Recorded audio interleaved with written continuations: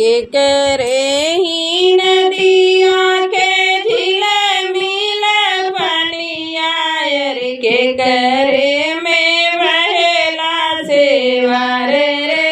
ललनवा रे के करे में बहेला सेवार रे ललनवा के करे ही नदिया में झील मिल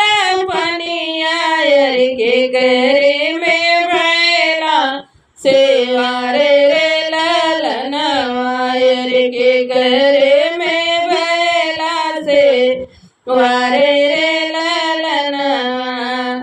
के करे ही नदिया में रहली मछरिया रे के करे ही नदिया में रहली मछरिया रे किया के डर मछरी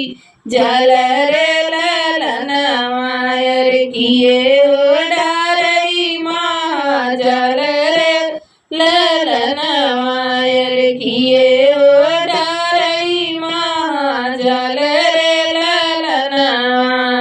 ससुर के नदिया में झील मिल पनिया रे ससुर के नदिया में झील मिल पनिया रे जेठऊ में डरई महाभीर रे ललनवा रे जेठऊ में भैला सेवार रे ललनवा सरवा के नदिया में रहली मछरिया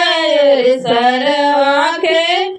नदिया में रहली मछरिया रे दुलही जिड़लई महाजल रे ललनवा रे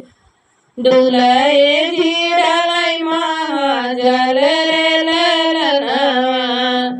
एक जाल डालई दूसर डाल डालई रे एक जाल डालई दूसर जाल डालई रे तीसरे में ढबिया सेवार रे ललनवा रे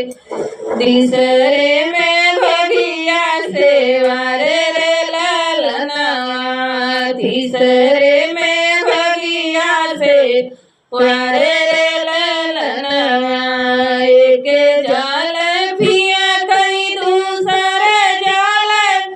फिया कई रे तीसरे में कन्या कुंवारी रे ललनवा रे तीसरे में कन्या कुंवारी रे ललनवा पदरी सूरतिया के तू भाटौ दुलाए राम पदरी सूरती या के तू भाटौ दुलाए राम कोने गुना रहलो कुंवर रे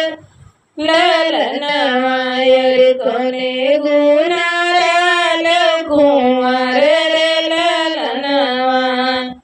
बाबा मोरे करलाई खेतिया खरनवा रे बाबा मोरे करलाई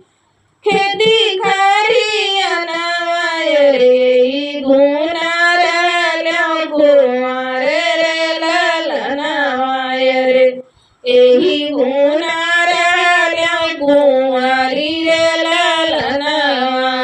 के करे ही नदी